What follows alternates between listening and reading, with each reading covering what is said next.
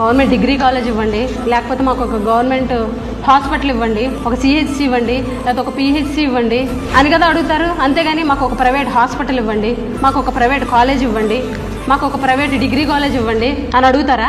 దేనికి government college అడుగుతారు? దేనికి గవర్నమెంట్ హాస్పిటల్ అడుగుతారు? ఎందుకనంటే పేదవాళ్ళు అనేవాళ్ళు డబ్బులు కట్టుకోలేరు కాబట్టి. ఈరోజు ప్రైవేట్ మెడికల్ కాలేజీలుగా ఈ గవర్నమెంట్ కాలేజీలు కనుక మారితే ప్రైవేట్ సంస్థలు అనేవి పేదవాడి రక్తాన్ని పీల్చుకొని తింటాయి.